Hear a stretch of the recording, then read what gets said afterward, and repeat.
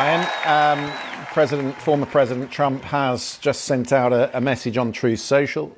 He's announcing who his VP pick will be, and it's none too surprising that it is indeed J.D. Vance. This is what he says: after lengthy deliberation of thought and considering the tremendous talents of many others, I've decided the person best suited to assume the position of Vice President is Senator J.D. Vance of the great state of Ohio. And he goes on to list, Brian, his many achievements, reared by his grandparents, of course, went to public school in Middletown, Ohio, then to Ohio State University, served in the Marine Corps, went to Yale Law School, then was an entrepreneur, a businessman in San Francisco, went on to write the book Hillbilly Elegy about his life, and then, of course, was elected senator for Ohio, junior senator currently for Ohio. The thinking was, Brian, that there were two ways the party could go. They could either go establishment with someone like Marco Rubio, or they could look to the next generation. And J.D. Vance is certainly that, isn't he? J.D. Vance. Well, he's definitely the next generation, but I would also highlight his broad appeal is what makes him most appealing. He's 39 years old. If we were to win in November, he'd be the second youngest VP in American history. He has broad working class appeals. This is somebody who picked himself up from the bootstraps. Got a degree, went on to serve our country with distinction, and then ultimately did what every American wants to do, and that's go to an Ivy League school. His story is very much the American story, where they get up and they find purpose and they move forward. And I think J.D., for full disclosure, J.D. is a former client of mine. I consider him to be a good friend. And I think he's going to do a tremendous job, traveling this country and talking about the MAGA movement. The party has changed. It's no longer the establishment, the Wall Street party that it used to be. It's Donald Trump's party, and that makes it working class. And J.D. is sort of that bridge of the growing up poor, growing up without shoes, working class that worked its way up and to find American success. I mean, he's the perfect guy that embodies that right now. In other presidential campaigns, Brian, you well know that they agonize over the decision as to who will be the VP pick. Sometimes it's to carry a state. We've seen picks in the past for Florida or Ohio in the past, who are sort of those sort of states that are this big swing states that carry big electoral college votes. Why? I get the sense, though, in this campaign, Donald Trump's not in that position, and that's perhaps why he's deliberated so long. He's ahead in the polls. He's on the crest of a wave right now, despite the adversity he faced over the weekend. So even right to the end today, he was still deliberating who it might be. Listen, like I said earlier, Donald Trump's the best executive producer on television, and he knew by holding out as long as he could, it would just garner more and more attention, which it did. I felt like I've known he was going to be J.D. Vance for over a year.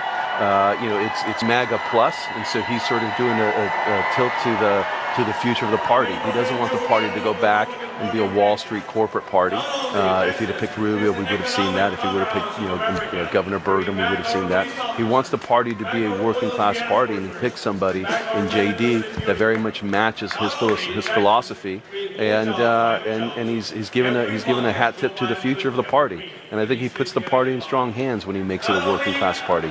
You've seen it grow among ethnic groups all over the country. You've seen it grow among young demographics. J.D.'s a very young person, and he has broad appeal. I mean, he had J.D. won the suburban votes in Ohio, which was at one point considered a swing state.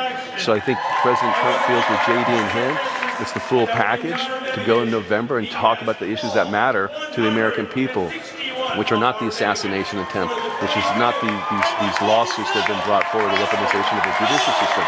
It's immigration, it's inflation, and it's the wars abroad that are in the attention of the American people.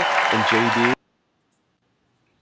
Yeah, so if you guys don't know who J.D. Vance is, he's a young junior senator for Ohio. He held the senator position for about 2 years. He was elected as a junior senator in 2022. Some of the issues I want guys to get you on, when it goes about abortion, he is pro-life. He says he wants to save as many babies as possible. And ensure that they think it's totally reasonable to say that later term abortion should not happen with regional expectation, but He thinks Trump approach here is trying to settle a very rough, tough issue, actually empower the American people to decide for themselves. And also the issue for Ukraine. J.D. Vance opposes U.S. aid for Ukraine, argument of his argument. He wrote that Ukraine lacks the manpower and the firepower to fend off Russia, and also that the U.S. does not have the manufacturing capability to make up the differences. He believes that Ukraine and its Western allies must give up the goal of returning to Ukraine's borders. In 1991, after the fall of the Soviet Union to move forward, the U.S. European allies supports Ukraine's territorial integration and believe that President Putin will not stop his expansion at Ukraine. So just reading this, all his views align with Donald Trump, and that's why he's the vice president. He's Donald Trump's.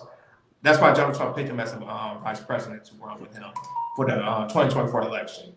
So go ahead, King. What's your take about Donald Trump picking J.D. Vance as the vice president? This was a power move. Mm-hmm. He's I smarter agree. than he thinks. If he would have picked Marco Rubio, we would be in another conversation. Oh man. It wouldn't have worked Woo. out. This right here was a power move. First off, he's young. Secondly, he's relatable from his American story. Put up for adoption as a baby. Given to his stepfather. Then they dropped his ass off in Kentucky with his grandmother, raised by his grandmother. Went to school, then went to Yale. Met his wife there.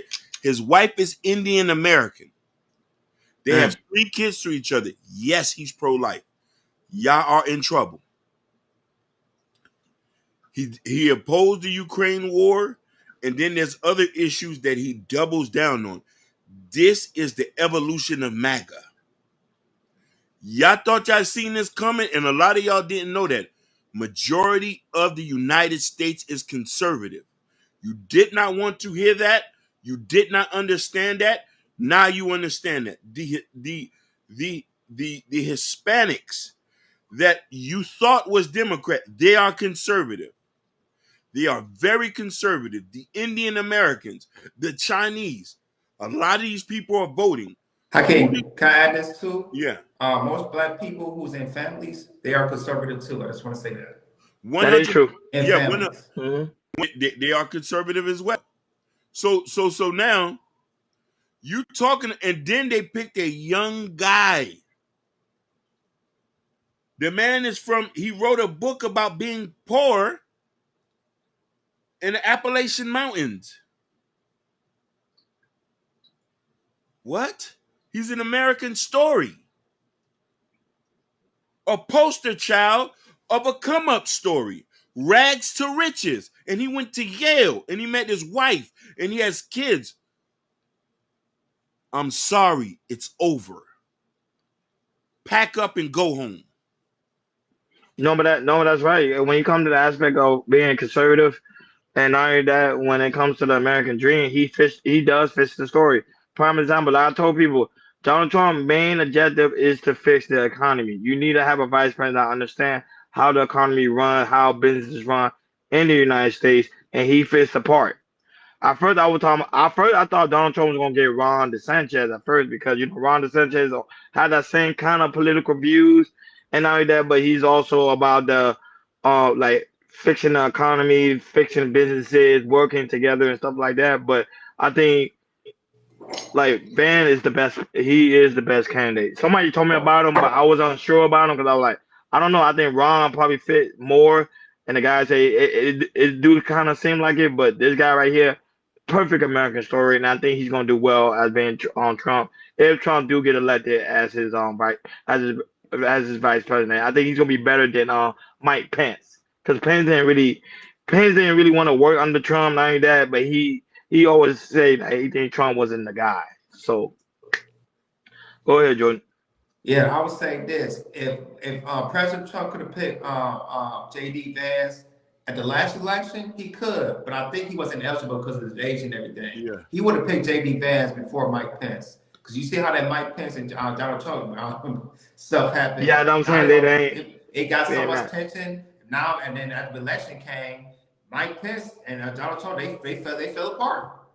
And you see how Mike Pence turned against Donald Trump. So with JD Vance, I agree with John King. He's relatable.